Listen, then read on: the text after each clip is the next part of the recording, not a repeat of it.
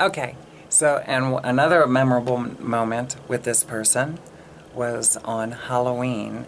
I think it was 2011, if I'm not mistaken. Um, Anyone who knows, back then in 2010, I really became 50s girl. And I used to have a license plate on my car that said 50s girl on it. Um, and that was one of the things, is my favorite bill is a $50 bill. And I also love the decade of the 50s. I love the spirit that was very much alive back then. And the music, the good times, the way people used to dance and stuff. It's a The 50s kind of was an expression of my inner spirit that I came to love throughout my life. And that was from hearing my mother's testimony about her childhood in the 50s, my uncle who was a gospel singer. Um, all of that kind of played into, that's the decade of the spirit that I capture within myself, that I really, really value and appreciate.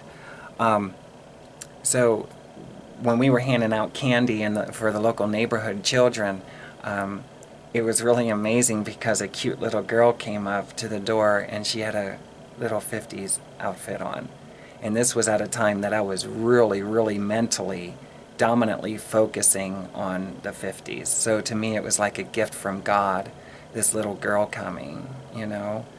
I wanted to pick her up and hold her, and gave her some candy and told her how cute she was. And I got to do this with a friend that was staying there in the house. We took some pictures, we shared some time together, and this is the same person I'm saying, I really want you in my life, even from a distant, just to say hi once in a while, and see how you're doing. Um, there was another girl that I am talking to again, and I will not mention her name, but she was going through a spell in her life where there was a lot of darkness, and she was an artist, and she expressed a lot of things that I would perceive as being more on the dark side. But she was not, and I seen inside of her a beautiful light and love and a gentle spirit, and I knew she was going through a lot of challenging times. She witnessed similar to what I went through when I first came out here to Ohio. And one of the things was, the truth of the matter was the dominancy of feeling like in order to have a place to stay, it's required that you have to have intimate encounters. And the truth of the matter is, most people that I've crossed paths with don't want to be trapped into that kind of commitment. Meaning, sharing living quarters and coming up with a mutual agreement prior is one thing, but feeling like you have to do things that are against the grain of the heart of who you are, that is where a lot of pain and suffering comes in all of us, the whole entire human race. Whenever we go against the grain of who we are. For some people it's okay. They can have sex with lots and lots and lots of people for different reasons. I am somebody who did that, and for a season of time it was fun. It was an exploration. It was very helpful. I learned a lot, but once I get out of being an adult entertainer, I really want a much different life. I mean, even inside, when I am an entertainer, I still really, really want a different life, a commitment to someone special that I love, and just the different things that I would do for my life, which in my opinion would be more family oriented. I love children a lot too. So I was hoping to get involved in the local community with children somehow. Preferably with my music is what I come to learn now. So I realized when I walked into her room, I first seen it, she had it kind of like darked up with her art and stuff like that, and she loved to wear black. And I was in my room, everything was a little bit different because there was a lot of vibrancy going on. I love pastel and bright colors, and I was trying to make my bedroom a more like a little girl's room where it was very cheerful.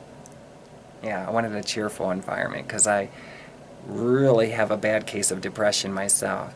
And I remember sitting there on the edge of the bed, and I also got to hear her testimony of things she was going through, and also her heart's desire.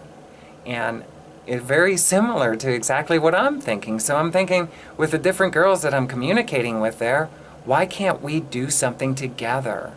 Whether it's there or wherever. It always seemed to be kind of like out there somewhere, though. You know, our desires seem to have a vision of another state or another facility, another property, but we never really put them all together and we have a place to stay. We could, you know, apply our energy in trying to make this work. So it was very short-lived, unfortunately, the relationship. So we're in and out. A lot of people in and out of this house. I unfortunately did not get along well with others, and a lot of it was, in my opinion, was that they were already pre-programmed as to who Tracilyn was.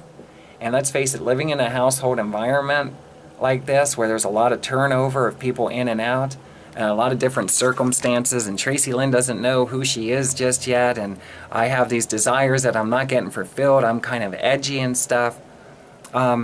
People already have their generalized idea of who I am, and in a lot of situations, like I said, you get down-talked or you get written off as your words are not really of much value. I would like to say that I hope something that I did within that household brought love into the person's life, and they could carry something that was beneficial to the life they have now. Okay? Let's see. Something that I'm really sorry for is, I'll show you.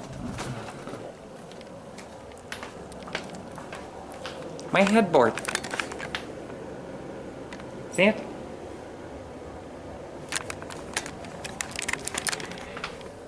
Eventually I got in my room, I was given a bed and a dresser, and let's face it, I really did have a really nice home to live into, and I had bedroom furniture, I had a closet.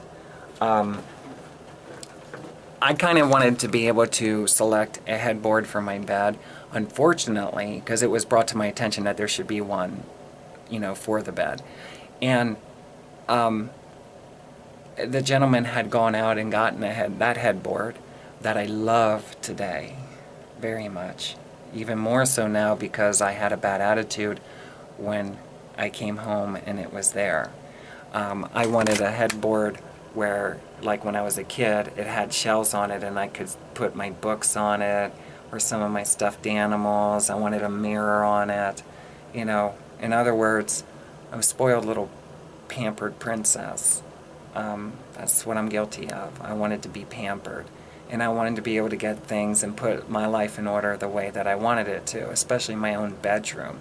So if anything was ever put into my bedroom or taken out, I was deeply affected by this, because I wanted the bedroom to be my territory. That's my place to go, where nobody else is allowed in unless they ask me first. You know, knock on the door, come in, etc., etc. So whenever I found out that somebody was going in my room for any reason, it didn't matter. And I tell you, for me, it seemed like a horrible place to be, because as a kid, it was always understood, don't go in somebody else's room without their permission and approval or their invitation to come in. So I understood, like the owner himself wanted to make sure that, you know, for instance, you're not doing anything that would be damaging to the house in its entirety, or you know, anything that would be considered to be illegal or what have you. And I understand that. But when other people were just coming in, or if they wanted to sleep on my bed like if I wasn't home, I gotta be honest, I didn't like that, I didn't want it, right? I wanted my own room, my own bed, nobody sleeps in it, it's mine. I wanted something that belonged to me. All I really had was my car and myself. Everything else was somebody else's. I lost everything, and I explained all of that, how I gave some of it away, I sold some of it, and all that other stuff. And this was very challenging for me. I want my own space. I want my own bed. Don't let anybody sleep in it when I'm not here. I want to be able to go to Nashville or something and know that my room will be respected. Nobody will go in there without my approval. Or call me and ask me, Tracilyn, can I sleep in your room tonight? This didn't happen. It was the room's there, the bed's available, somebody's sleeping in it. How would you feel about that? I guess it depends on a lot of different things, right? I seen things different at that time. And I probably still do now. I wouldn't want somebody just coming in and sleeping on my bed without my permission. I'd rather not. So it was always into me that I ask, is it okay if I go in your room? Is it okay if I do this? May I come in to visit you? Into your room to visit you. So I felt disrespected in that aspect. I didn't want to hear somebody sleeping on my bed or especially having sex on it and stuff like that. That's just the way I was. I wanted something of my own. So I made a fuss about the headboard, and I'm sorry that I did that. I really love my headboard. And I got to admit, I would have loved to have the shelf with the mirror and all that other stuff. That's me wanting to be spoiled. Okay? And if I would have had the means, I would have set myself up with something like that. It's not the same when somebody else is doing for you as when you can do for yourself. And I'm sorry if you're going through that. I know it hurts. It hurts a lot. You want to first be able to put yourself together and your own room, your own living quarters, and you want that to be respected. And if people come in, they have to ask or be invited in. Okay? There were times that visitors would come over, and let me tell you, I couldn't say anything, in defense of how I felt. It was not my home. And it was made very clear to me. Meaning, it's my home so long as I submit. The second I want to open up my mouth about it is, Tracilyn, go to your room, shut your mouth, basically. And even visitors that would come over, I would hear them literally down-talking me. So this is manifesting and it's getting worse. Everybody's opinion, but why am I there? Why am I being kicked out and then invited back in? Nothing's ever going to change. I'm Tracilyn. I'm trying to change. I'm trying to become. But the truth of the matter is, as soon as I'm out of alignment, it's move, move, move. And I did not know how to get my needs met. So there were visitors that did not care for me at times. And they voiced it, and sometimes I walked in and I heard it and I turned and walked out, and I just had to swallow my pride with that. And you'll find out as I talk, as we get closer to the time that I moved from there, that even a child, imagine that, I'm 40 years old, and even a teenage child has power over me. I don't want to live like this. Meaning I want to live, but I don't want to live in these circumstances. Okay? I am way down here on the totem pole. I would like to think somebody I'm with puts me on high, and I put them on high, and we respect each other and love each other. Boundaries, all of that. We want to know boundaries of one another so that we can be closer and more unified. There was a girl who lived there, actually two of them, that came in at some point. Now understand, I'm being asked to move, so then I'd go and I'd escort. I would end up crying on the phone. I don't know what to do. I can't keep living like this. I would be invited back again. There might be different people living there at the time or what have you, but there was room for me. And my goal was to try to get into my own room where at least I could close the door and I have somewhere, a sanctuary, a place that I could be. And but I didn't feel safe to necessarily keep just anything of mine, like anything that I would value. I just didn't feel that way. I don't want to go into the details why. Obviously, you're hearing it was not necessarily a home to me, it was a place to stay. There's a big difference from a home and a place to stay. These two girls, I noticed when I was upstairs talking to myself, and then I would go down into like the kitchen, exactly what I was talking about kind of channeled through them in conversation to me. And I started wondering, are we all connected? You know, what I talk about privately ends up coming out through other human beings in the household. Again, this is what later on I'm acknowledging could be electrical harassment. You'll learn more about that as time goes on and I get into this apartment. But I knew something was uniquely different because I didn't know if people had microphones or cameras in my apartment, or not in my apartment, in my bedroom.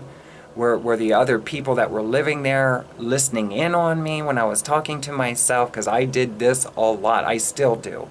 Always talking to myself. So I felt like my privacy might be being invaded, but what I'm coming to realize is maybe it wasn't being invaded except for by the person who is electronically harassing me, or the group of people. In 2012, after coming back from Las Vegas, one of these girls actually took this meter, and because I thought there was a chip inside my guitar, they couldn't find it. Beeper did not go off anywhere but like on my forehead. So then it was understood to me that there could be a high potential chance that there has been a chip put in me, which is what I declared in 2009 when I was at Lebanon Good Samaritan Hospital. I woke up and I had a sensation like I may have had a chip implant put into me. Observation reasons. And my sister didn't believe me. So nobody believed me, I guess, after that. I remember making it very clear, as we're getting ready to wrap this up here, what I wanted to touch base with is I wanted to make it very clear that there should not be alcohol permitted within the household. Mainly because of what I experienced and witnessed in my life, which is much. I really wanted to be in an alcohol-free home, where it was a place that we could really focus on being emotionally supportive and trying to somehow, some way, get direction for our own lives and unity together to become. Okay? Obviously, I'm not alone in my struggles in the past with alcoholism, and same with and some people we're all at different places. Some people really love to drink and have a good time, and some people do it for therapy and what have you. But I knew I wanted this out of my life. And I really was hoping I saw the reasoning not to have it in the household. With that being said, one time I walked into the living room, and with these girls, there was someone else that was very questionable to me as to whether or not they were 21.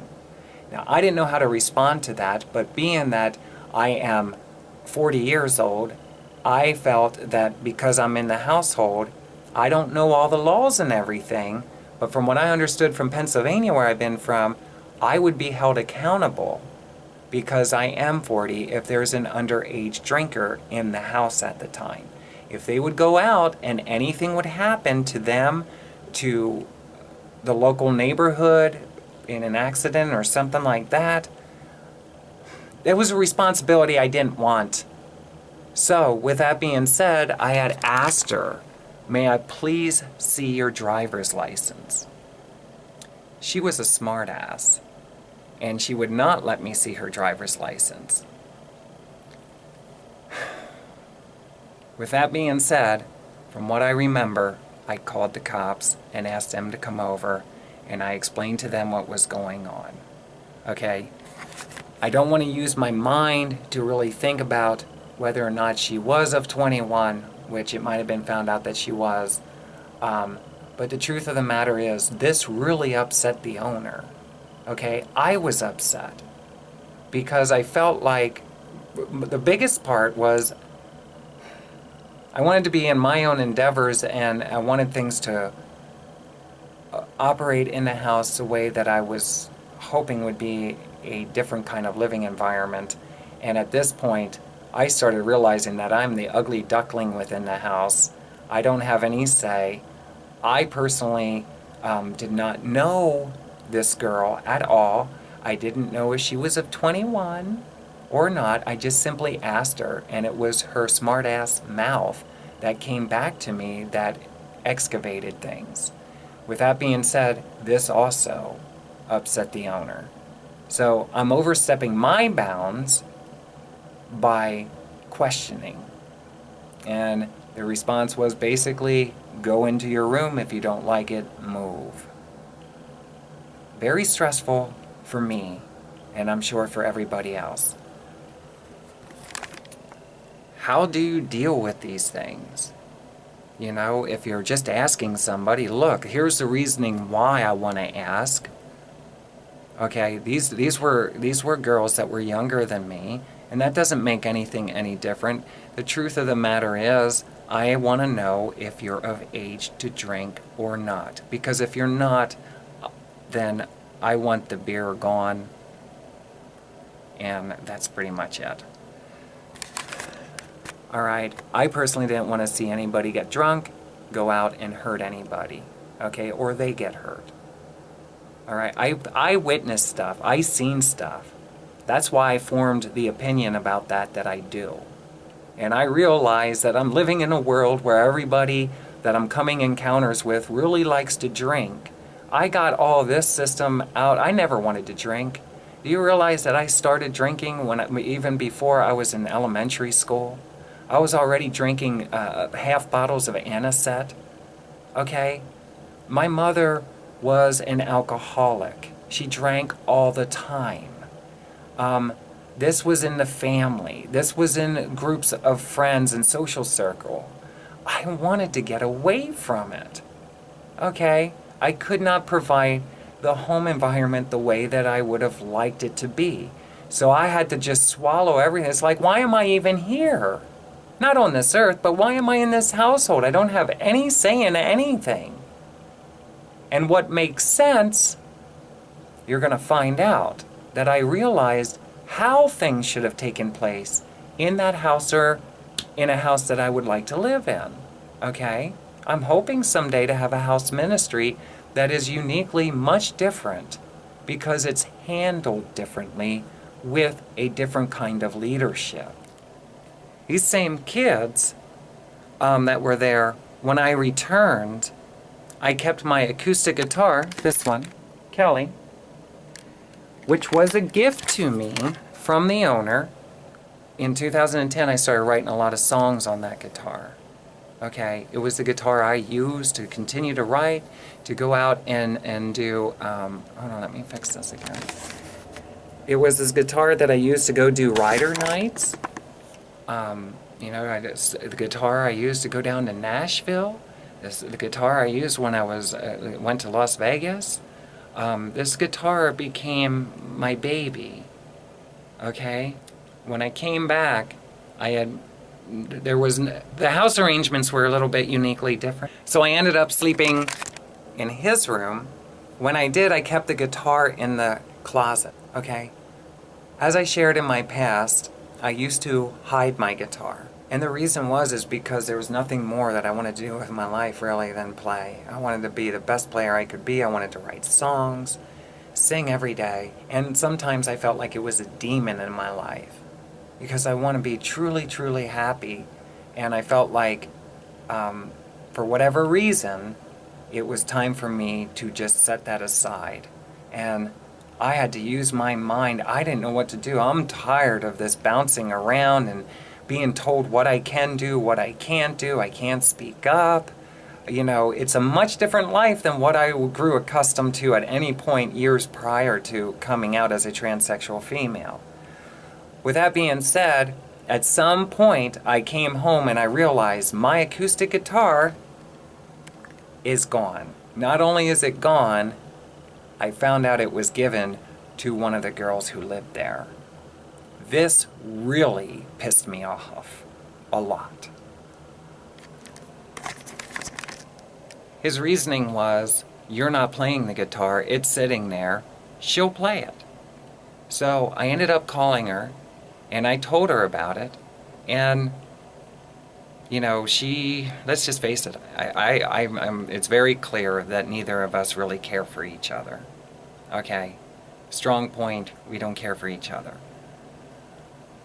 I saw her as one way, she saw me as another way. Doesn't mean that either of us were, bad people. It's just that it's the way it was, not good.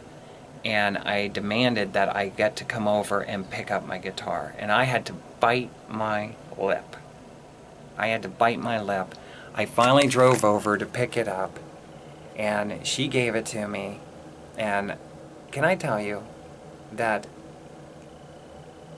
with as angry as I was, and knowing that this is the same kid that lived, she's younger than me, she lived in the house, and I found that I tried to reach out to explain things the way that I perceived them.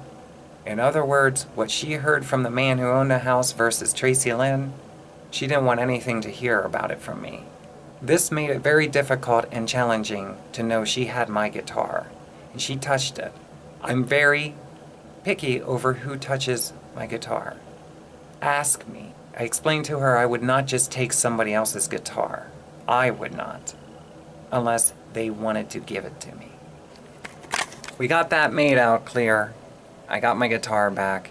That really messed with my head a lot, knowing I can't even keep any possessions with me at this house. There would be times that I would find things of mine that would be put somewhere totally different that I would ever put it. Whether it was intentfully or not intentfully, I couldn't find some of my possessions. Then I would find them somewhere that I would have never put them.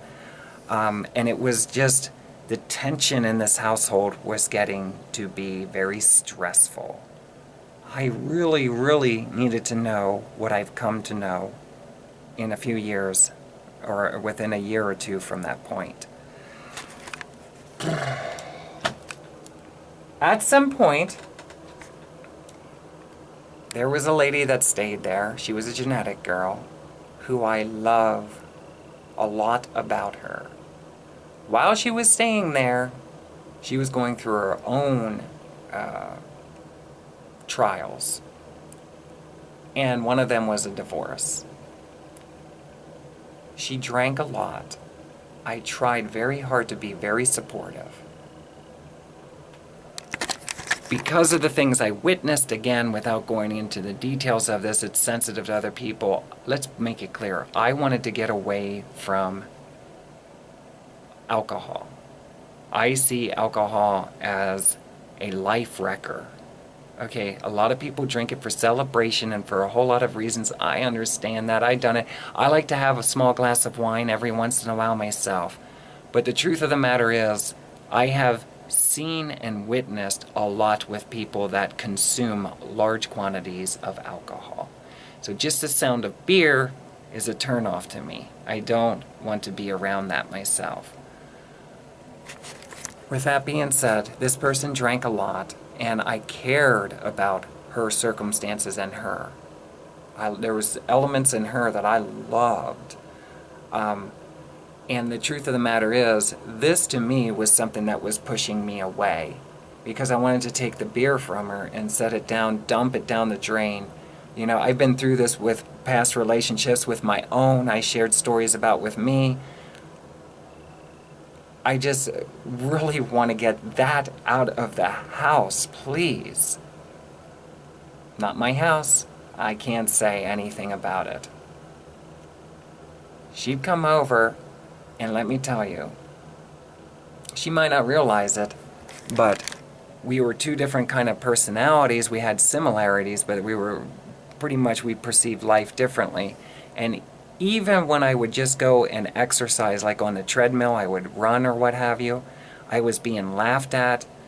Within this household, I was watching a lot of Joel Osteen, and I was taking psychological books that I read as well, and I was putting positive, like this,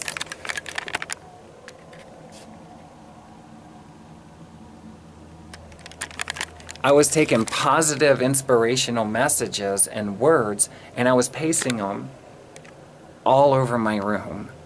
I was decorating my room with all of these words that I perceived as encouraging, letting me know that I am a beautiful person, that I am caring, I am youthful, there is a God, God loves me, now's my time to fulfill my heart's desires, to live my life. And can I tell you, people used to open up my bedroom door and they would laugh at it.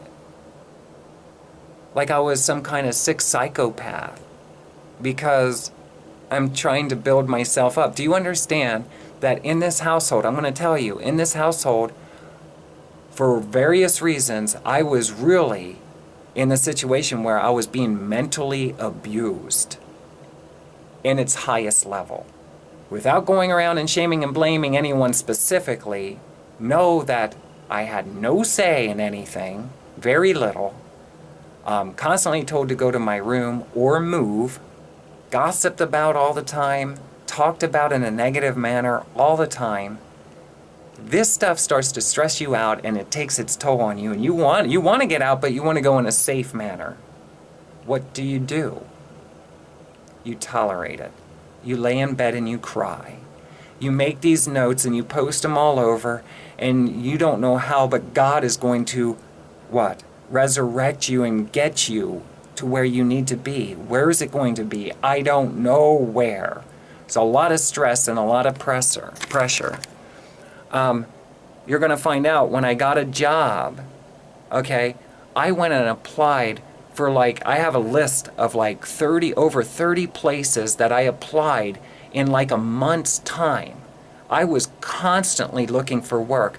Can I be a personal assistant? I put ads on Craigslist in other states, in this state, down in Tennessee, all over the place. Can I be somebody's living assistant? Maybe help out with a child, maybe help out with the home, and I get my needs met while I can also focus on other things for my life. I came home one day, all I could do is get a job that paid minimum wage for 45 minutes, approximately 1 hour. Anywhere from a half hour to 45 minutes to do this job. It was cleaning banks, janitorial work, sweeping, straightening it up, dust really quick. I was trying to have a good attitude. Let's face it, it was very humbling, knowing that all I can do is work 45 minutes a day, that's it, as a cleaning person. So I would go to the bank, I would clean it, fulfill my obligations, make sure everything was locked up and everything, and then I would go home. And one day I went home, and when I walked into the living room where my daddy and this girl were talking, and she was humiliating me and laughing at me because that's all the work I could get was minimum wage. It was like $7 and some cents an hour. You want to talk about feeling low about life, low about myself? How am I going to live on $7 an hour, 1 hour a day? Do the math. Don't forget to remove the taxes from it and the gas expenses to go over there. What was the point of me doing it? There was no point of me doing it. This was a waste of my time, and I knew it, but I was trying. I was trying to do something. And to walk in there and hear these two making a mockery of me and hear her laughing about it, with the whole room thing of me trying to build myself up, when I would every time I did something I wanted to do. Even when I wanted to lay out in the yard and get some sun. You know, people were making fun of me over everything that I loved about life. I was being made fun of. In other words, I was born and raised much differently with my mother than what a lot of the mentality was that was in the household. Okay, because they didn't have similar passions or they didn't desire to do that, then I would be the one who was downgraded. Now, this started getting worse and worse and worse. And all I could remember is I was on the bridge in 2009 pleading my heart out, and this guy invited me out and insisted he was going to help me. Now how, I don't know how. Nobody knows how. He's going to help me. I came to stay at the house because I thought he was going to choose to love me. I can't get work. I don't know what to do. All I can really do is write songs and stuff. I want to get my life together, and I don't want to keep asking somebody for help. Can I have some money for this? Could I do this? When I was at this house, I had to park my car where you watch in the video at the edge of the parking lot where you first enter. Okay? I didn't use my car that much because I didn't have any money. And on top of it, I pretty much stayed in the house all the time, crying in my bedroom. I remember laying in that front bedroom and hearing, let me show you. You see this? I want you to know something about my Cavalier that I have. Right before I came out, right about the time that I came out, I should say. It was right at the time that I started coming out. I was part-time, so to speak, cross-dresser. I purchased my Cavalier. Okay, I had, at that time, the cash to pay for it. But I didn't. I got a loan. Okay? Why? I don't know. Because it's what everyone does, and it's what I did. I got a loan for my car. Now here's the thing, you see this? Understand the whole life story that I shared with you, and now I'm coming out here to Ohio. My car's sitting in the driveway, and it's sitting there because I was instructed to park my car there. I wanted it parked up closer to the front of the house, away from the street. There was nowhere to really park in the very close proximity where I felt it was safe to leave the car sit because I didn't want anybody to hit it or anything like that. The possibilities, because it's a dark road. Could I sit it out back? Could I put it in the garage? I'm not driving it. I don't want to sell it. I did mention to him about that. Should I sell my car? You know, and the bottom line is we need cars, you know. So, you know, sometimes I'd use his car. He'd help me and let me use his car. Sometimes he'd let me, you know, or sometimes I would use my car and he would help out with gas. I might run some people or go pick some people up or go visit some of the other girls, try to lift up their spirits and stuff. But can I tell you that corn, what is that? I don't even know what that is, a walnut or something? I don't know what it is. It's not a walnut. What is it? I'll look it up then. Or you can look it up now and leave a comment down below. But I remember laying in that bedroom crying my eyes out because I didn't know what to do with my car. Put it in a storage unit. Don't have the money. Put it in the garage. Nope. Park it out back. Nope. And get a covering for it. No money. And I heard those things falling off the tree, one after another, all through the night, just falling on my car. Crack! Crack onto the sunroof, onto the windshield, onto the rear window, I have dents on my car that I can show you, still there, from these things falling from the tree. And I couldn't do anything but lay there and cry because I didn't know what to do. Do I go park it in another neighborhood? Would it get towed away? What's going to happen? I don't know what to do. You want to talk about humiliating? I got that car in a loan, and while I was escorting and trying to get through my transition, and I was paying for lawyers and a fine because of the fake or the false prostitution charge that was placed against me, and paying for my psychologist visits and stuff. I actually, believe it or not, I paid my car off in its entirety. Okay? So understand, it's the only car that I may ever have at this point. I want to take very good care of it, and I did up until I came here, and I lost the ability to be able to take care of myself. I'm listening to this. Nothing I can do. I don't know what to do. What could have I done? Tell me. Will you tell me? I still don't know. Park it somewhere else in the neighborhood? There's trees all over the place.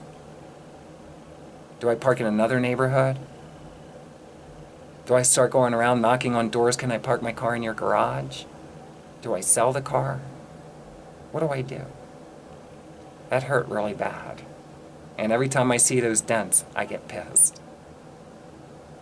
Because that's something that could have been prevented if I could have had a healthy relationship with somebody.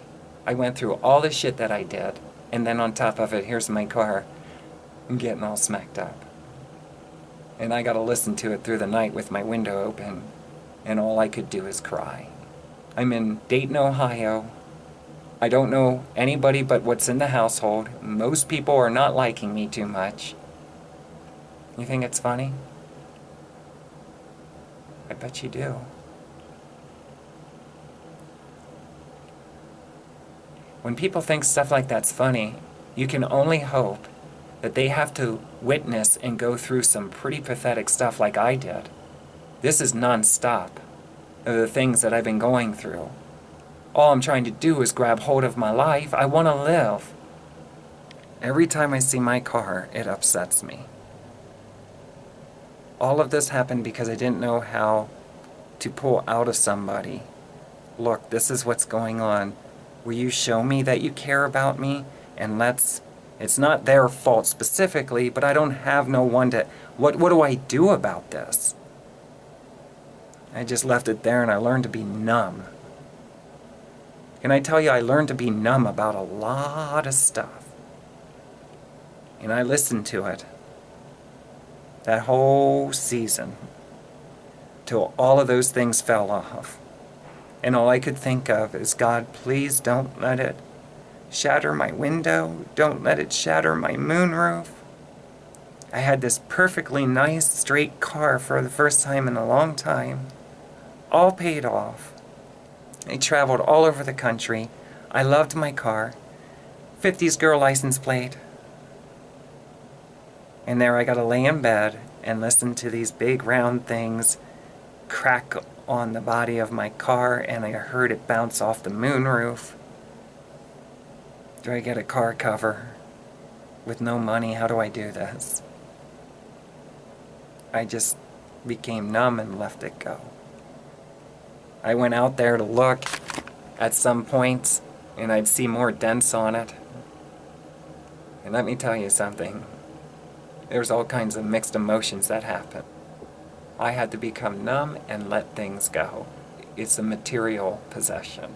At least I can drive it. The same girl that was drinking a lot, she would bring over, a different guy or a guy every once in a while, or one of her guy friends. When I was in the other room, and, this is a different time, I'm kind of rambling at different places. And, I found it disrespectful being in a household because of the things I witnessed in my life. I was raped a couple times in my life, and, molested,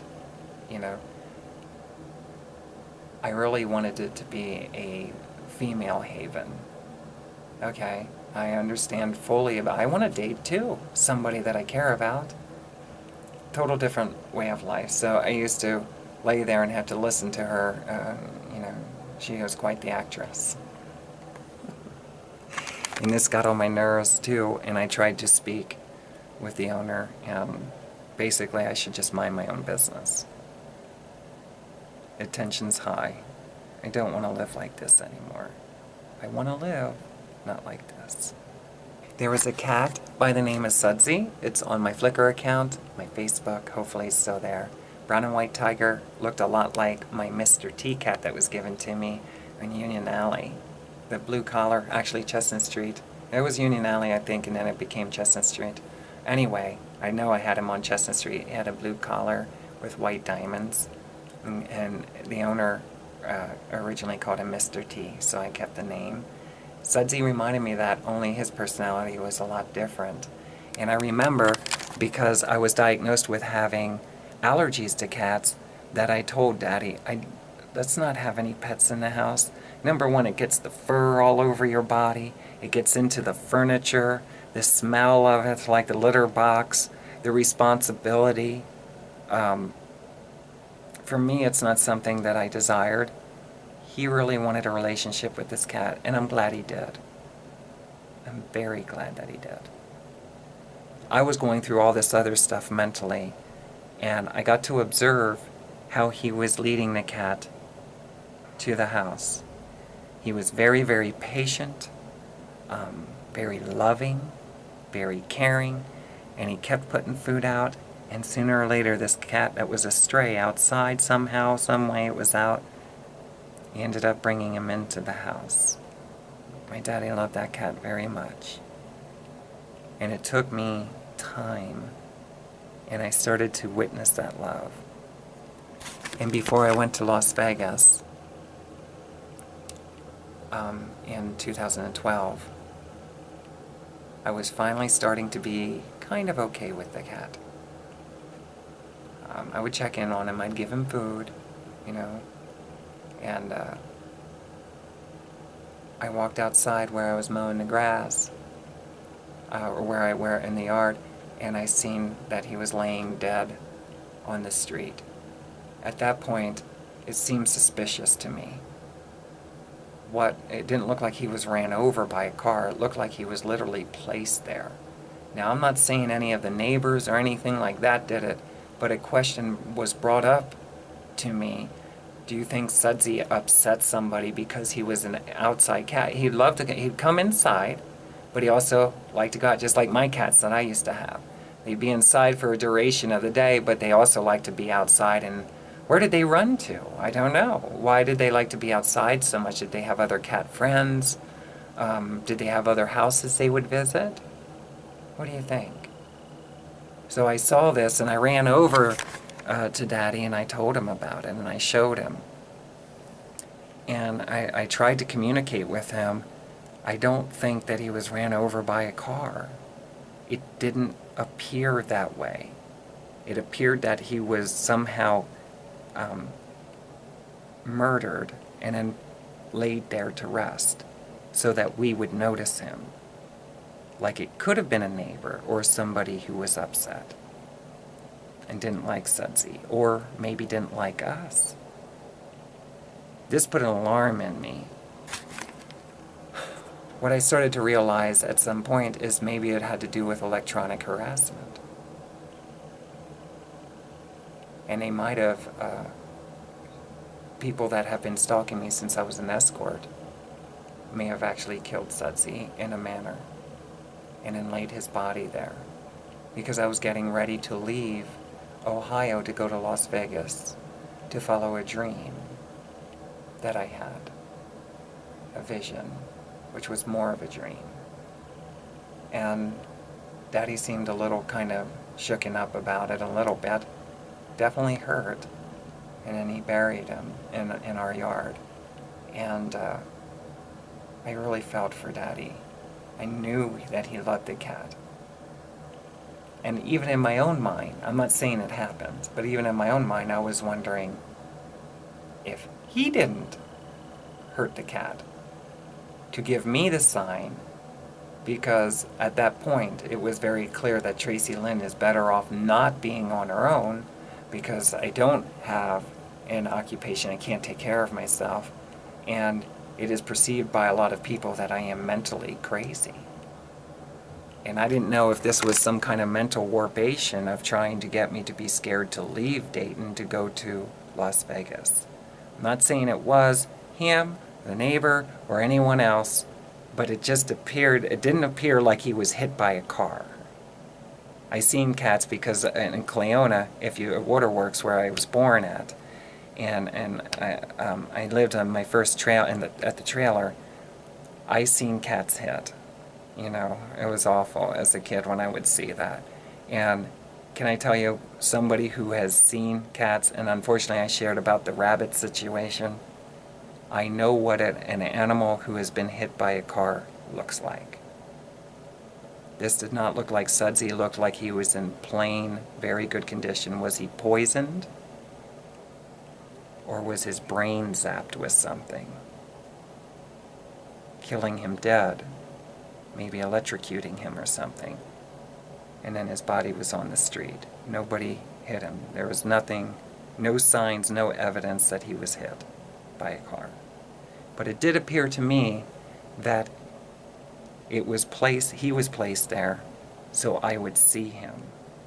And I think that the reason that was, that I perceive it, is to try to scare me from going to Las Vegas and leaving the house property. So I don't know what exactly happened to him, but in my opinion, he was not hit by a car. And also, I remember saying to Daddy that the cat was way too smart for that. Sudsy was a very, very smart cat. And if you pay attention to cats, they know they're aware in most situations. But again, at the trailer I lived, there was lots of cats that were hit. But in that situation, where those cats were hit by cars, there's a lot of high-speed cars that were going up and down that road. And here's the thing. Those cats were indoor cats that were dropped off at our property because it was in the country and there was a farm nearby. So when you take an indoor cat and you take them and you just put them, or a dog or an animal, and you put them outside, their instincts, it takes time for them to acknowledge their environment. Okay? So that's why a lot of the cats back in, like on them country roads, when people drop them off, that's why, unfortunately, they get hurt. They die. You know, they get killed by cars running them over and stuff. And it's not always like the car driver's fault. In most situations, it's not, because you're driving down the road and it's unexpected. With a cat that is been outside, knows the neighborhood, you invite them into your home, they have an instinct, they like that freedom and that kind of like a wildlife, little life that they had, they like that, and then they come for a safe place to be, a place to call home, and then go out and enjoy the neighborhood. Maybe there are other cat friends if he had a girlfriend. Maybe he had some babies. You think so? Little Sudsy babies. That would be nice to know that Sudsy had children, you know, little kittens that turned into cats. But anyway, this didn't seem like a cat that was hit by a car. Daddy disagreed and said it was most likely hit by a car. So, you know, that was hard on me to see him be buried. And I know it was hard on Daddy. It's a very memorable moment. I remember standing there with him. And I reflected back on, you know, I wish I would have loved Sudsy sooner and accepted and approved of him immediately. Because Sudsy did bring, like, a little bit of time before he passed away or transitioned on, he brought a lot of joy in my life just observing him. I started to love him before he died. So that's why there's pictures of him now, you know, that I share on my Flickr and stuff. That was a very memorable moment that in my mind something didn't seem right. So I mentioned about therapy with laying in the sun.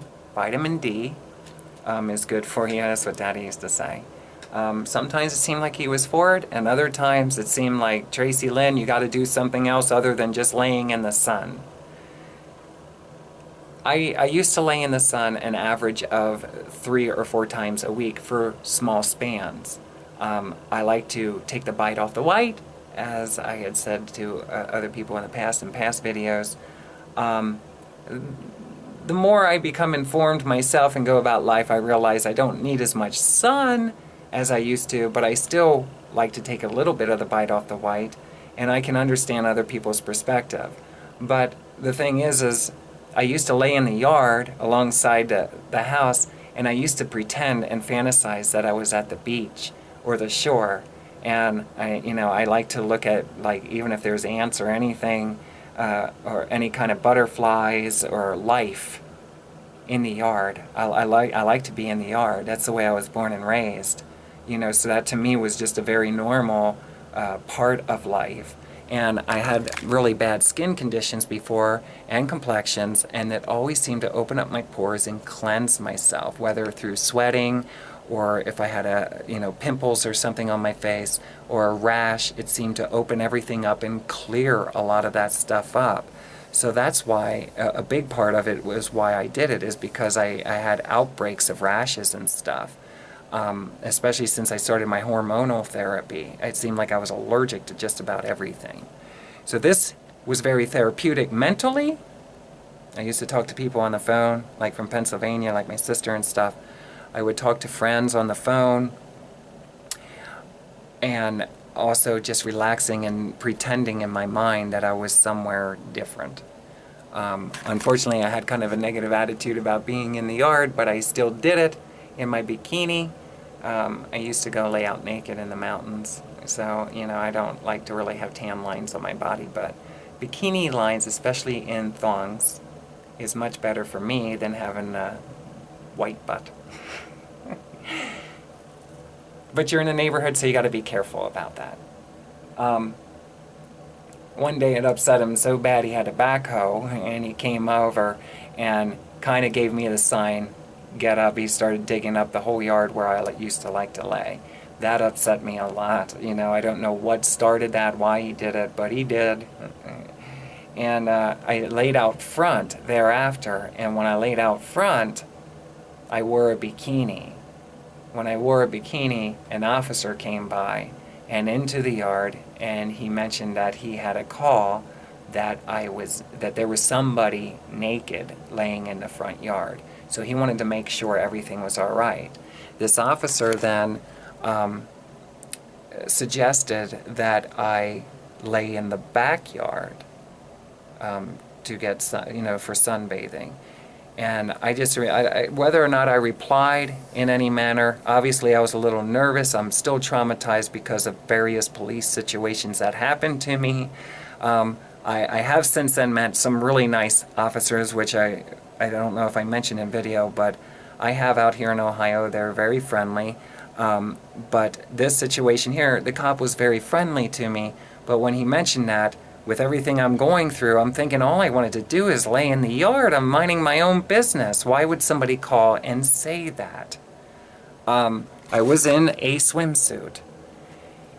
So when he said about laying in the backyard, I kind of didn't care for that too much, because I like laying in the front yard where I see people passing by and I can wave. I didn't want to be in the backyard. I found out later that it might be the people who were electronically harassing me might have called the cops and just said that there was somebody naked in the front yard. In other words, they called in a complaint, whether it's true or not. Might have. Okay, somebody's watching you via satellite. They want to play with you. Could be.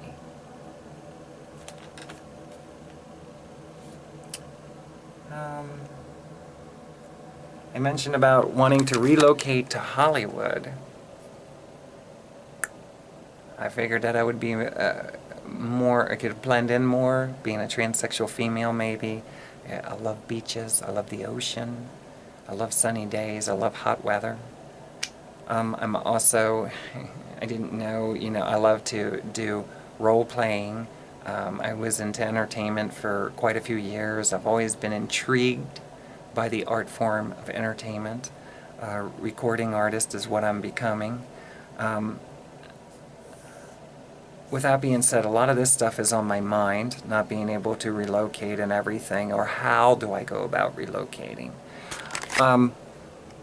At some point, I met a girl and somebody she was dating, a gentleman, at one of the girls' night out. Eventually, we started talking, me and her. I guess they were at least friends, but it might have been like her boyfriend. I left her know because I don't like to do things like that unless it's informed. If I almost need to get permission from her, is it okay that we're talking? And she was okay with it. So we're talking and everything, and he invites me out to San Diego. With that being said, knowing my life circumstances there at the house, I decide to go to San Diego. He flew me out. As soon as I got off the plane, I realized he was either a coke addict or he just got done doing a lot of coke. Please don't be upset if I say anything about this, and I don't want to offend anybody, but we all do different things, okay? I'm trying to get my life cleaned up. I don't want to be, I want to be more saturated with the things in life I want to be more saturated with. With that being said, as soon as I seen that, I realized he was totally different in person than he was to me on the phone and then the person I met that night. When we got over to his place, a beautiful home, beautiful condo in downtown San Diego.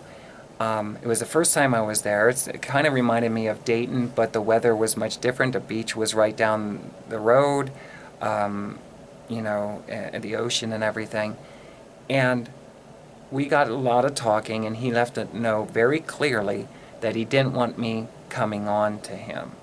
I was there as a friend. He has a great deal of respect for the transsexual community. The thing is, unfortunately, I'm very expressive and flirtatious, and my body language and the way I was acting when we were talking and stuff kind of led him into believing that I was hitting on him, crossing boundaries that he did not want to cross, and he ended up kicking me out of his home in San Diego. I didn't know nobody. So while I was outside, I ended up laying on a park bench where a homeless man came over and he sat with me. I was homeless in San Diego for almost 24 hours. I finally waited, and I went back up the next day and knocked on his door 24 hours later almost, and I asked him if I may please get my stuff. No ticket back, not flying me back. He told me it was all up to me to figure out how to get back home. Imagine that. Tracilyn, do you know how to make mature choices for yourself? Well, I'm trusting God with my life. What God? I don't know. Some kind of God. Thank goodness I had a girlfriend who was a cross-dresser that lived up in Sacramento, California. I explained to her I did not know what else to do. I ended up, at some point, you take a bus a portion of the way, and then you take a train the other, or vice versa. One is first and then the other. I made it there to her place. She was into gambling and stuff, they have casinos there, so she's into playing cards and stuff like that. And I went to support. It felt good to hang out with somebody that I had met.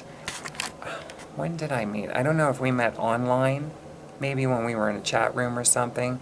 But with that being said, I had the opportunity to hang out with her, go to the casino. We talked about a lot of things. They knew about my circumstances. Now understand, they're in their own circumstances, and they're staying at a hotel. So I got to sleep there. I was really, really saturated with what's going on in my life. My mind was messed up. I ended up going for a walk, and I had my bikini top on. Understand, throughout my childhood, I didn't really get to enjoy girl time. Since coming out, I never really had time to adapt, become woman, and function in society in a manner that I feel is appropriate for myself to live, let alone other people. So I'm walking around Sacramento, California. I got shorts on. I like to wear short shorts, and I had my bikini top on. I was athletic, and I love to walk. I love to enjoy the sun on my face. I was enjoying the roadway in Sacramento where my girlfriend was staying at a hotel. Now here's the thing, it was a very busy roadway, so I wanted to take side streets to get away from all the cars passing by. We're kind of close to the sidewalk and stuff. I don't know if people were yelling things, like nice, just whistling and stuff, and I got a lot on my mind, so thank you everyone for whistling and, yelling, I guess, kind of kind gestures to me. But it was time for me to get off the side of the road, and when I did, I seen absolutely beautiful houses. It were houses that were much different than what I grew up around in Pennsylvania. Obviously, they're designed because the climate's different with the sun, the heat, and everything. So I'm walking down through, and I had my cell phone, and I took pictures of a few of the houses, especially the one that I really liked when I walked by it to my left. And then I took pictures of the sky. It was blue, beautiful. The sun's out. It was hot. And then I noticed up ahead, on the side I was walking on, which was the left side of the road, there was a cop, a Sacramento cop. And with that cop was a car pulled over. There was two people, like by the trunk of their car, and it appeared that the officer was questioning them, conversating with them. What I decided to do, because I didn't know what could possibly happen, why didn't I turn around and walk the other way? Maybe that's what I should have done, looking back now. But what I did is I crossed over the road onto the right side, and I went down, proceeded to go down the sidewalk. When I got close to the corner that you can turn left or turn right, it was another main roadway. The officer motioned and yelled for me to come over to him. And right away, because of the things I've witnessed up to that point, I got to admit, my heart started pounding. What did I do? What's going to happen? He got those two people over there. I don't know what they're going to do. I walked over. He left those two people what appeared to be go. So they got in their car and they left. Okay. He wanted me to wait while, I guess, he wrapped things up. But, let me see. I came over to the back of his car. He questioned me, asked me a couple things. The people were left go. I don't know what the deal was there. Then he started asking me who I was, what I was doing there, where I'm from, all these questions. And I'm like, all I was doing is walking down the street. He had me sit in the car, in the back seat, okay? He put handcuffs on me, behind my back.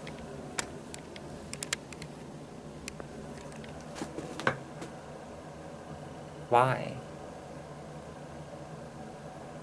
I had to give him my ID, right, before this, and he went into the car, and while he was up front, he continued to ask me similar questions, and I guess he ran my driver's license. He wanted to know where I was staying, if I was staying with anybody. I told him I was staying with a girlfriend that at a hotel. He proceeded to drive, and he turned around, and he turned right at the road where I was coming up to that I would have turned left to go back down to the hotel my girlfriend was at. When he turned right, he was getting ready to come up to this hotel that, in my opinion at that time, I was kind of scared of. It just didn't look like a place like I would choose to stay. And I told him, I said, this isn't the hotel I was staying at. And he said, I thought you said you were staying at the hotel. Not this hotel I wasn't staying at. So I'm trying to digest all this because, do I know all the information? I don't know all the information. I just I knew I was walking in the neighborhood. That was pretty much it. And I was explaining to him, all I did was take a picture of the sky. All I'm doing is just, I'm thinking about things. My girlfriend, I told her I was going to go out and exercise a little bit. As we proceeded to turn around, he seemed very upset that, I betrayed him in a hotel that I was staying at, and I did not. That was not the hotel. I was very honest with him the whole time.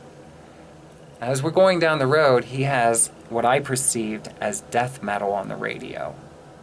It was heavy music, and he had it turned up at a decent volume. You know, some people would say is a very comfortable volume to listen to when you're rocking and rolling and going for a drive. Okay, so this was kind of making me a little nervous as well. Why? Is it because of the death metal music or because of heavy metal music? It's not because of that.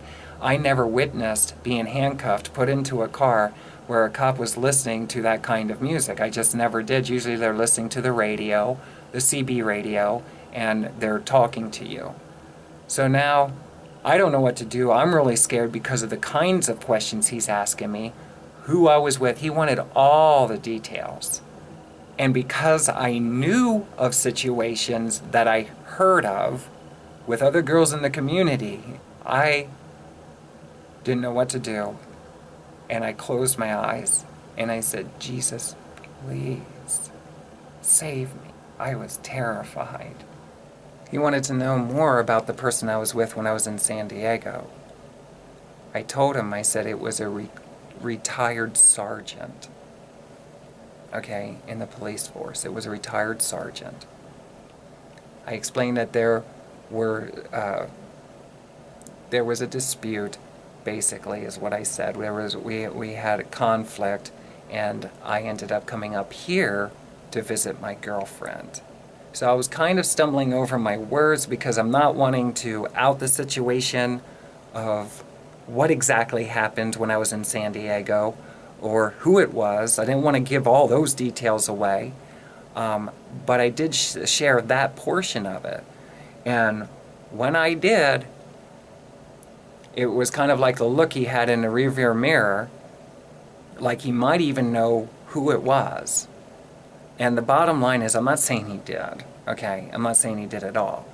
But I don't know what it was other than my prayer to Jesus to please save me. We ended up pulling into the parking lot at the hotel. I said, this is it. You know, I didn't point, I was handcuffed. This is it. So we pulled into the back of the parking lot, which even got me to scare more because as we were getting closer, he wanted to know if anybody was in the hotel room, you know, who I'm staying with, all of this stuff, how long I've been here, blah, blah, what am I planning on doing. And when we got into the back of the parking lot, just as we pulled in, he got out of his car, which seemed to me like, why are we stopping here? Does he want to go with me into the hotel room? There's all kinds of things going through my head. He came over to the back door on the passenger side. He opened it up. He told me to get out. He actually removed the handcuffs. I didn't know what to expect. And he said that he wanted me to get back to the hotel room and get my possessions. He didn't want to see me out and about anymore. In other words, leave town, is what he told me. I'm going through all this stuff for years. I didn't do anything. So I don't know if he thought, in his words, at some point, he realized that I am a transsexual. Now, was it my driver's license? Was that straightened out yet or not? Okay, I don't want to use my mind right now because I have a lot to talk about. We could get more into this subject. Was it on there or not, my Pennsylvania driver's license, or did I have my Ohio at that time? I think it was my Pennsylvania driver's license. And at some point in our communications, he said, I figured, meaning he knew that I was a transsexual. Or maybe in his eyes, I was a man, pretending to be a woman. I don't know what he was thinking. Can I be honest with that? I don't know exactly what he was thinking. But it's the tone of his voice. It's the things that were mentioned. It's the conversation, all the questioning, the details that, in my opinion, were irrelevant. I'm a citizen of the United States of America. I'm just walking down the street. That's it. Minding my own business. So he let me go, and he told me he didn't want to see me out and about. He figured. I was scared. I was thankful, and I knew that in my head, God heard my prayer and set me free from whatever could potentially happen. I went in, not knowing if the cop was still following me, watching me. And at that point, I didn't want to go out anymore. I didn't want to even go out with my friend. I was traumatized. Okay, from all the other situations that I've been through in life, and then this on top of it. And then just what happened in San Diego. I go into my girlfriend, I tell her, I'm trying to hold it together. I explained to her what happened, and I said, there's no way, I gotta leave. I gotta leave. To me, if I stay here in Sacramento, something tragic could happen. I need to get back to Ohio, or I don't know where to go. That's the whole thing is I'm really homeless. The only means that I have to survive is being an adult entertainer.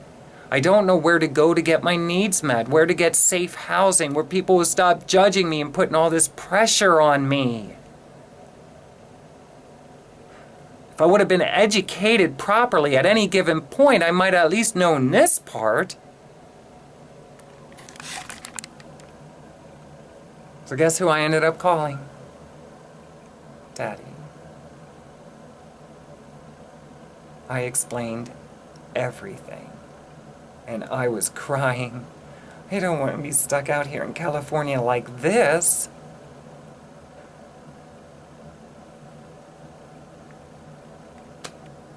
My girlfriend out in Sacramento, California, I hope things are going well.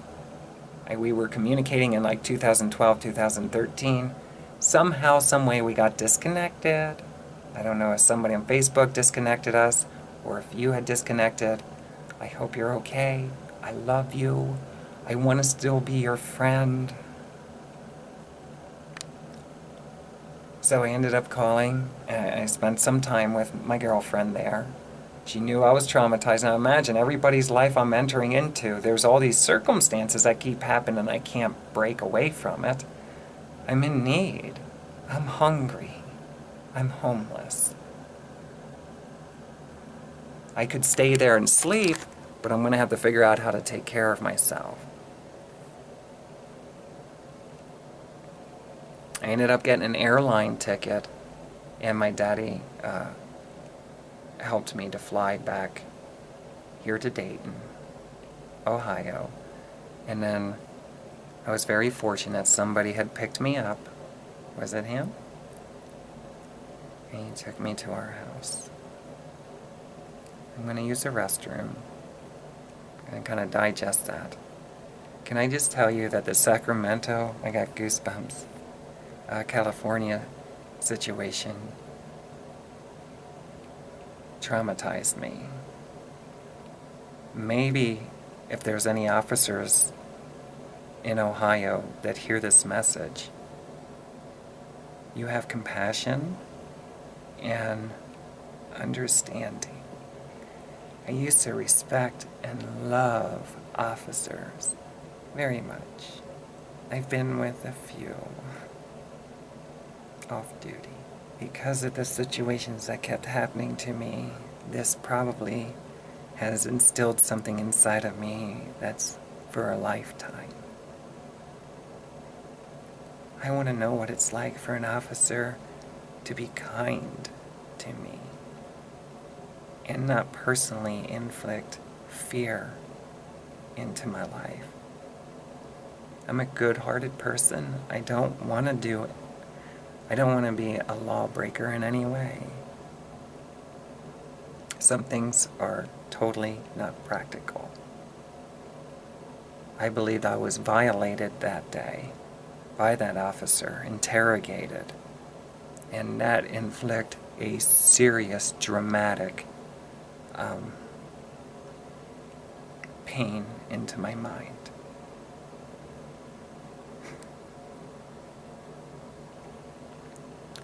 And I'm going to explain what I tried to do about that when I get back. Okay, we're back. Had to drain the bladder. Well, I came back here, and because I was traumatized, and I was living in the front room, the bedroom, I went to sleep that night, and I woke up to a choir of angels singing, Jesus, Jesus. let your love flood through my soul. It could have been flow through my soul, but it was Jesus. Jesus. Jesus. Jesus. Jesus. The whole choir. I grabbed my book. Hey, pen. And I wrote out, Jesus, Jesus, let your love flood through my soul. And it was right about the time thereafter. It might have been flow that I wrote first, but it was right thereafter, during the flood of Nashville. And I conjoined the circumstance of what happened to me in Sacramento, California, with the flood of Nashville. I think it was in 2010. I have the date written down on my song when I wrote it. So, it starts off, I was walking the street, minding my business when originally it was officer harassed me. He created a scene, abusing his power. I needed help desperately. I cried out for Jesus. Jesus, let your love flood through my soul. You can download the free MP3 off of my website, tracilyn.com/MP3. And I remember I was ecstatic about that because I heard the choir singing. And imagine waking up to that. A choir of angels singing that song. It was beautiful. The song is about life's testimonies. And that was the situation that inspired the first verse. So if you get the chance, listen to the song. Listen to the lyrics. I'm not sure if I have the lyrics posted online yet or not, but eventually I hope I will. I might be on my Facebook page, Tracilyn21. It feels good to kind of get that out. Everyone back here in Ohio, especially Daddy, knows how wrecked I was, traumatized over that situation. I reached out and I called to various ministries. If I'm not mistaken, I contacted the police headquarters. Here's what I've learned, is I don't think anything ever came about on his end with this. The ministries that I reached out for out in California, it's when I realized that there was a need for transsexual females, specifically housing, etc., because the ministries that I was reaching out to, most of the homeless shelters and stuff would not be interested in helping out the transsexuals. When it came to actual organizations that were helping transsexuals, they were geared more towards use. Being that I was close to 40 at the time, or 40, coming in too,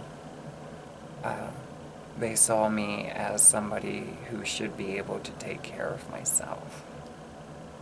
They didn't say it like that, but basically they tailored their organization to help in use, and I didn't fit in that category. So this was a season of time I was reaching out to homeless shelters, organizations, churches, trying to explain what's going on. I needed unity with strength. You know, not that there's strength in numbers, I needed strength. Whether, if not myself, through somebody else or a group of people. I'd like to hear that there's less of this situation going on. Most of the transsexuals that end up becoming escorts The world calls them prostitutes. They work in the sex industry, adult entertainment. A lot of it is because they cannot establish a life through any other means. They have to be their self. Unfortunately, like in my situation, you become extremely high level suicidal. You have suicidal tendencies because you can't take care of yourself, and it's hard to deal with people's mentality of everything that is going on in your personal life. So here I am in Huber Heights, and I am trying to cope with this. Not very easy for Daddy to deal with, but he has a very good sense of humor.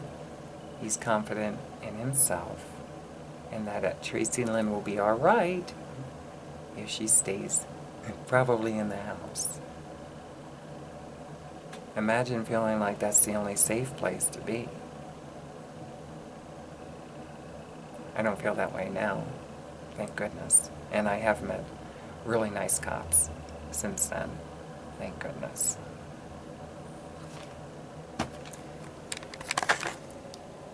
And I'm not saying that he was or not. It's the situation that happened. Let's see. So we talked about San Diego and Sacramento. I cried all the time when I was at home, a lot. In that same bedroom in the front, I had an out-of-body experience. And what that means is, at some point when I was sleeping, I had a sensation of coming out of my body and actually sitting on the bed. I heard a voice of God that told me now's not the time, that what I was doing was far advanced from where I was, and that I should get back into my body. Did you ever witness that? Like an out-of-body experience? That was a unique situation that happened to me, that I actually felt like God was speaking to me, and that I found the means to be able to get out of the body. You know, and I got to see my body. Did you ever do that? Like I was out on the bed, I climbed out of my body and I was sitting on the bed, and I actually saw myself laying there. And then I heard God's voice tell me, not now, not like this. His exact words were, get back in there. A lot of weird occurrences happening with me. Unique, maybe not weird. New occurrences that I'm unfamiliar with. Maybe you are. We could talk about it. Lightning. I mentioned about the trees. At some point, I was laying in bed, and there was a big bolt of lightning that I knew hit the property somewhere, meaning somewhere nearby, a bolt of lightning connected with something. And I was laying down sleeping, and I used to sleep straight on my back, and I sat completely straight up, like I felt this electrical current go through my body. And I saw the flash of light. So I had other lightning occurrences, years ago when I was a kid that he talks about in my life story. I remember running back and telling Daddy that to his room, telling him that I think that I was not directly hit by lightning, but I received an electrical current. I asked him if he also felt the same thing, because I told him how I sat straight up. And his comment was pretty much that it probably did not happen and that he did not witness it himself. It was almost like in a disapproved way that it even happened. At some point there, right after I was getting ready to pack my possessions, was I going down to Nashville, Tennessee? Was I leaving again to go back on the road as an escort? I ended up having all my stuff packed in the car, And the neighbor from across the house, across the yard, ended up coming, or was outside, and I asked him, I said, hey, by any chance, did you hear a bolt of lightning hit? You know, I guess it was within a couple days. And he said, actually, lightning hit one of the trees over here. Actually, a couple different places is what I've learned. And I asked him if I could see it, and I walked over with him, and the tree was hit, like down by the trunk root where it enters into the grass, and there was a burn mark the whole way up the tree. So there was a tree that was actually hit that night that I sat straight up. A bolt of lightning. What do you think of that? And then I learned later on that right in our backyard, on the other side of the kitchen window where there's a tree, there was also what appeared to be a burn mark from a bolt of lightning hit. So whether or not it struck at two different places all at once, or if it happened separately at some other occasion.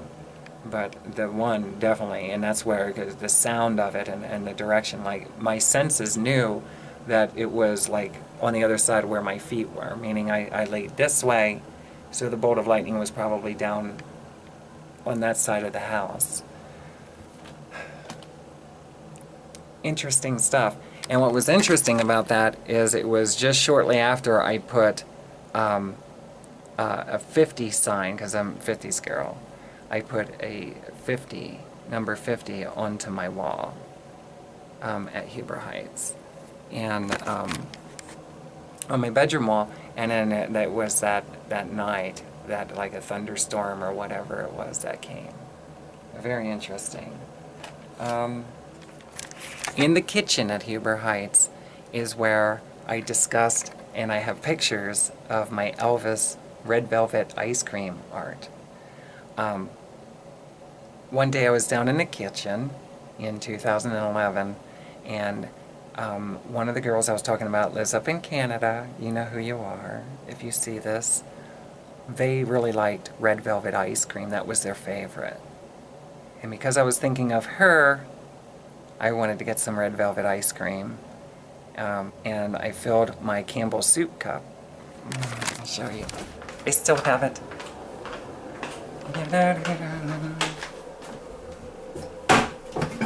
Here it is.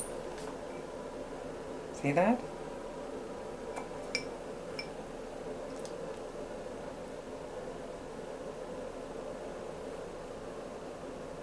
It has a hairline crack in it. I was eating it, using it to eat out of, and I figured it's time to kind of retire it before it breaks. I don't want to break it. This is the red velvet Elvis ice cream cup, and it came. Whoops! It came with as a Christmas gift by my girlfriend Lynn. A few years before coming out. This one also has a hairline crack in it.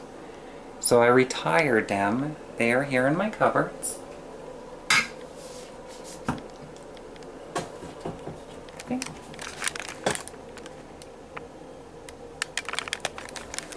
And I fixed myself a bowl of red velvet ice cream. Put it down on the counter. I opened up the refrigerator.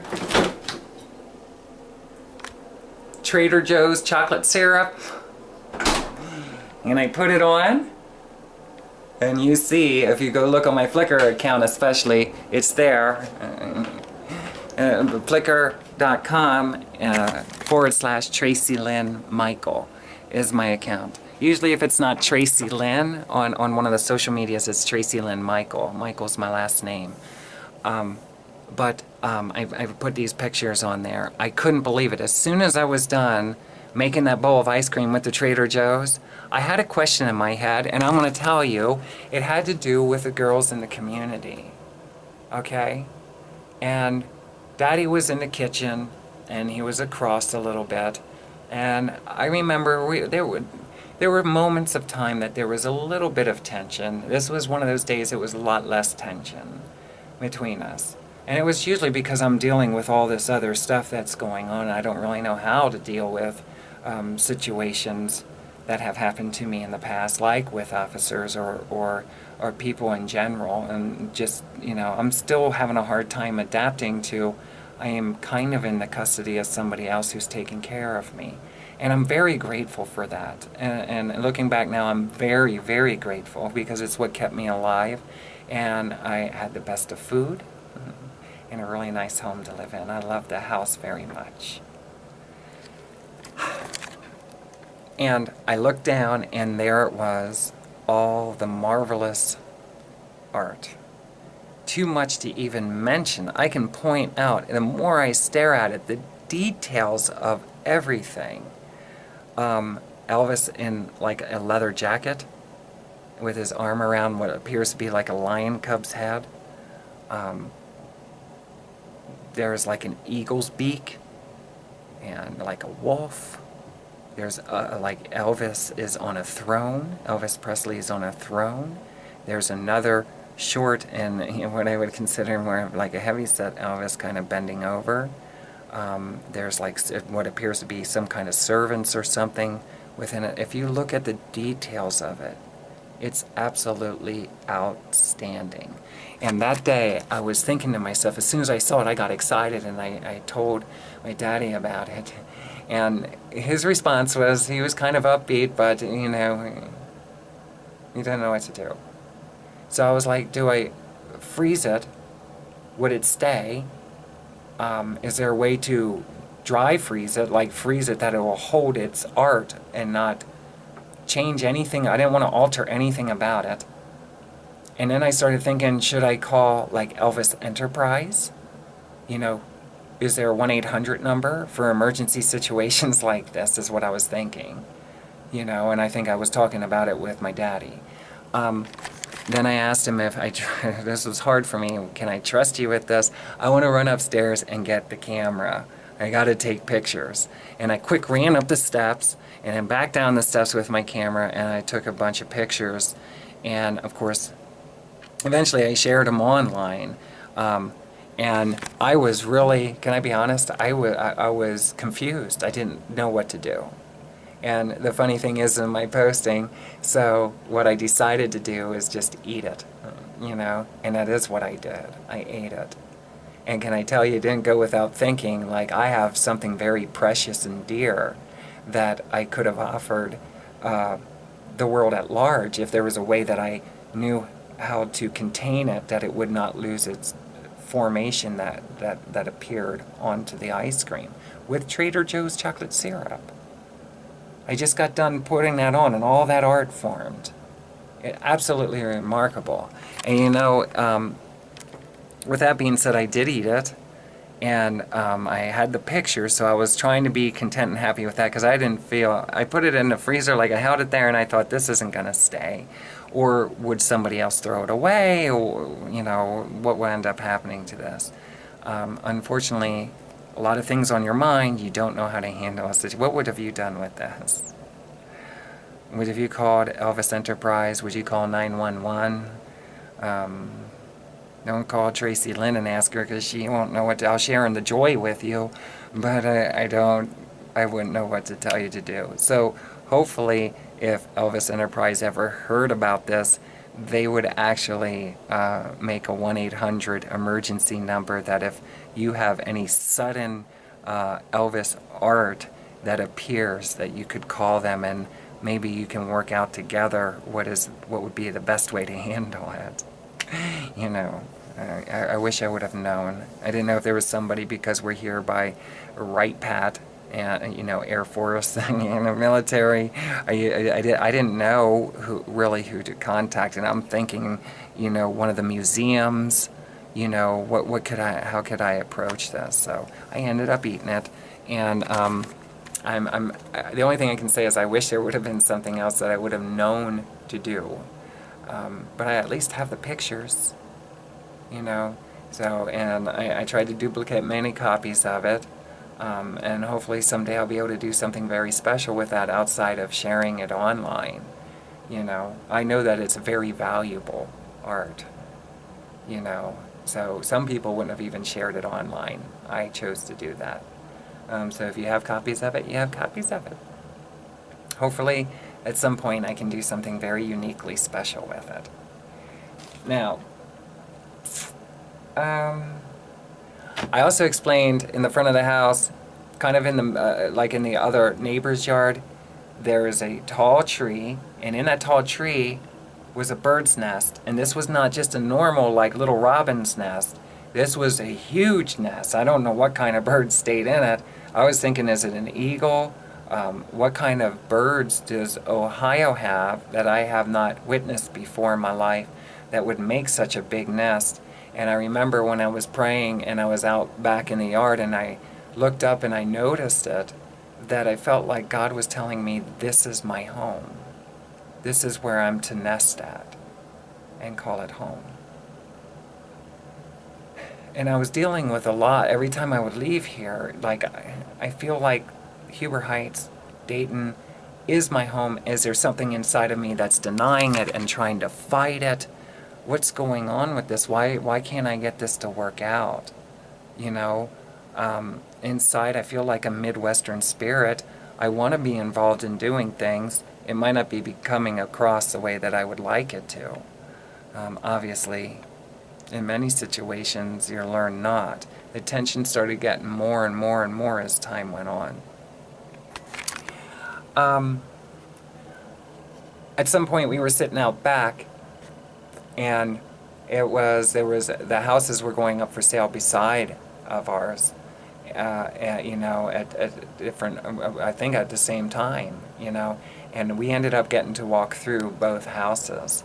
And I had a vision, and I used to think to myself, or I was thinking to myself during that time, that it would be great to own all three of those homes and make one like a headquarters for myself and one or two people. And, you know, I could have a recording studio in it. And then the other two homes could be used to help the other girls in the community. I was not even thinking band or nothing like that. I was thinking girls in the community, transsexual females. My heart was for transsexual females specifically. I love, you know, anybody who's willing to let me love them, but I really felt that connection. I wanted to be with other a sisterhood. So, with that being said, we were sitting out on the back patio, and I remember we were in conversation, and this was pretty bold of me, and I got this from watching ministry shows on my YouTube. So I took a leap of word of faith, and I said in this conversation to Daddy and whoever else was there that I don't know how, but God's gonna give me all three of the houses, you know, and it's gonna be like a ministry. And somebody laughed and said, how are you gonna do that? And I don't know how. God, how? You know, and I remember thinking to myself, you know, because of my circumstances, have you ever found yourself, because of you see your circumstances, you know, and being that we live in a monetary system where you got to have money for everything, just about. I mean, really, realistically, you know, and you don't have any, you don't have access to actually working for it. I mean, you have things to exchange, obviously. I'm a songwriter and stuff. And I remember sitting there on that patio, and it was at night, and I'm thinking to myself, you know, these three houses, it would be great. I had a very small vision. It was not big, okay? A small vision. And that was that the one house would be kind of used as like a recording studio, and for myself and one or two people to live in, and have that kind of like a main headquarters, and then the other two would be used for transsexual females to live in, and we could run, you know, the three houses like a uniform, meaning togetherness, unity, a family, neighbors side by side. And how it would all work, I don't know, and what would all be done within it, I didn't know, but I saw some ideas. And of course, in the one house I was thinking, like, I wonder if you could have like band practice here and stuff like that. But you know, you could upset the other neighbors if it's not soundproofed and stuff like that. So I had ideas of some things that were starting to come in that I desired, and that was one with the transsexual females living. But then I like with the one with a kid, I felt kind of bad about that because, you know, the situation I mentioned about earlier, where the lady ended up dying, you know, because I always wanted a child myself, and you know, it would have been nice to have a family where somebody had a child and you didn't have to give all the responsibility or take on all the responsibility yourself, but it could be that you're available to be like a big sister or live-in nanny kind of situation, and just kind of be supportive while it's growing and play with it, tend to its needs and stuff like that. And of course, in that house there was Sudsy. My heart started changing. It became kind of hard in a lot of areas because a lot of the challenges I faced, plus I also faced a lot of pain like separation and losing my dog, which was one of the most hurtful things that I went through outside of surrendering my relationship with my son. Hopefully it was only for temporarily. And let's see. We talked about the flood in Nashville. That's where Let Your Love Flood Through My Soul came from. Originally it was Jesus, Jesus, let your love flood through my soul. And then I think I turned it to Let Your Love Flood Through My Soul, and then Flood Through My Soul. And that's what it is. I mentioned about the girls' night out and how I felt about bars and stuff like that. We ended up hosting a lot of the events for me where I was mentally then was a lot of dinner, food of some sort, conversation, and alcohol. Okay, drinks, all kinds of stuff really. And there was something inside of me that wanted to do different. Now what that different was, I gotta be honest with you, it's starting to come more clear now, and I will eventually talk about that. So don't just hear parts of this message this way and not given an opportunity to hear the messages that I'm about ready to come up on, which is the realization of where I am and where I want to go. Know that everything that I'm talking about is a mindset that I had during the years that I lived in Huber Heights. So please be patient. I have grown in many ways, transformed differently, and I'm trying to be careful of the words because I don't want to hurt anybody. I'm doing this for a healing. I'm hoping that it'll inspire others and it'll help others that maybe were once in my life to come to the realization that maybe I'm not such a bad person. I hope so. Some people look at it like you're outing your whole life, and I look at it like I'm sharing my life testimony for the new relationships that are coming into it, and for healing, personal healing. I do not want to upset anybody. Let's see. Okay, so we have a couple more things to do yet, and it looks like my battery is just about going down. So I'm going to take a small break here, figure things out, and get ready to upload some of this and recharge some of my batteries, and then I'll get back on again. I have a lot to do. Here, check this out. I got all of this of my notes. Pages of it. It started off in a manner, I was hoping to do this outside, and I was hoping to do this in a very brief time. Unfortunately, things happened and I ended up here, and I'm calming down a little bit. So, I don't know if this video will be pausing in the middle of it all, or if it'll start off a new video later on. But know that it's not over yet. This is kind of like a jumble. You ever go through a jungle or hear about a jungle? This is jumble. Tracilyn's jumble. That's what I'm going to call it. Meaning it's not exactly organized from the exact day that I showed up in Huber Heights until now. It's jumbled up in little spurts of different topics. Sporadic. I'm going to call it jumble. Welcome to the jumble. Tracilyn's jumble. Is it messy? We're trying. I'll be back soon.